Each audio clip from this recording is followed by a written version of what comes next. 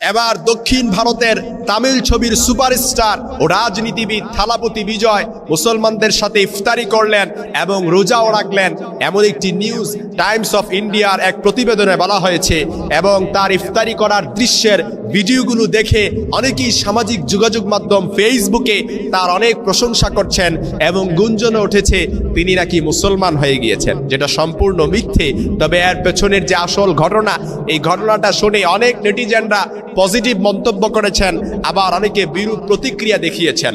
তবে আমার কাছে বিষয়টা অত্যন্ত ভালো লেগেছে এই জন্যে যে ইসলাম ধর্ম যে একটা অসাম্প্রদায়িকতার ধর্ম, যারা আমাদেরকে সাম্প্রদায়িক বুলি শিখায় তাদের দেশেই এই অসাম্প্রদায়িকতার নজির অনন্য স্থাপন করেছেন মুসলিমরা। যেখানে আপনি জানলে অবাক হবেন, এই তামিল ছবির সুপারস্টার ইনি একজন ভিন্ন ধর্মী লোক হয়ে ইনি যেহেতু সামনে নির্বাচনে অংশগ্রহণ করবেন, যার জন্য 3000 রোজাদারকে ইফতারি করার জন্য তিনি বিশাল আয়োজন করেছেন।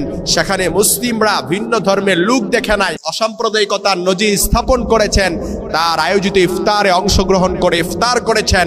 এমনই কি আমি দেখলাম ভিডিওর দৃশ্যগুলো যে তিনি মুসলমানদের সাথে কালেমা পড়ছেন এবং তাদের সাথে নামাজ আদায় করছেন, মোনাজাতও ধরেছেন।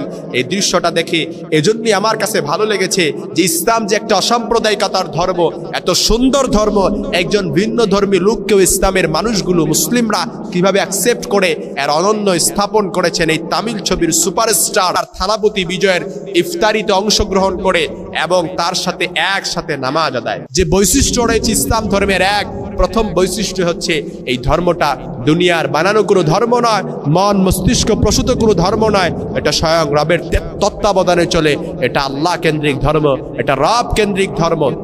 এই জন্য ইসলাম ধর্মের মধ্যে যারা আসতে চায় আমরা তাদেরকে ইসলাম ধর্মের সাদরে আমন্ত্রণ। কোনো অমুসলিম যদি মুসলমান হতে চায় তাকেও সাদরে আমন্ত্রণ। কোনো হিন্দু, বৌদ্ধ, নাসারা, খ্রিস্টান যারা ইসলাম ধর্ম গ্রহণ করতে চায় তাদেরকে ইসলাম কখনো বাধা নিষেধ দেয় না।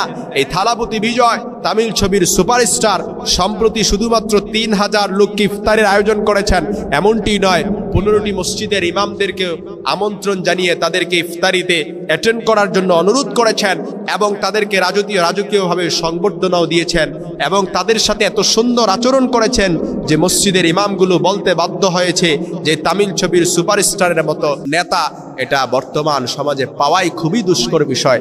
এবং তার সাথে ইফতারিতে আয়োজন করে যে YMCA মাঠে আয়োজন হয়েছে ইফতারি, এই ইফতারিতে আয়োজন করে প্রাণোচ্ছলভাবে তাকে মনে হয়েছে যে থালাপতি বিজয় এতটাই স্বাচ্ছন্দ্য বোধ করছিলেন যে মুসলমানদের সাথে ইফতারির আয়োজনে নিজেকে অ্যাটেন্ড করতে পারে, যুক্ত করতে পারে। যখন এই ভিডিওর দৃশ্যগুলো আপনারা দেখবেন আপনাদের কাছেও এমনটি মনে হবে যে থালাপতি বিজয় হয়তোবা ইসলাম ধর্ম গ্রহণ করেছেন, নিজে মুসলমান হয়েছেন। আসলে বিষয়টি এরকম নয়। তিনি যেহেতু নির্বাচনে অংশগ্রহণ করবেন, এর দরুন হিসেবে তিনি সবাইকে একই প্ল্যাটফর্মে আনার চেষ্টা করেছেন, সবাইকে ঐক্যবদ্ধ হওয়ার তাগিদ দিয়েছেন, সবাইকে একসাথে তিনি আয়োজন করে ইফতারির আয়োজন করে সবাইকে একসাথে করার চেষ্টা করেছেন।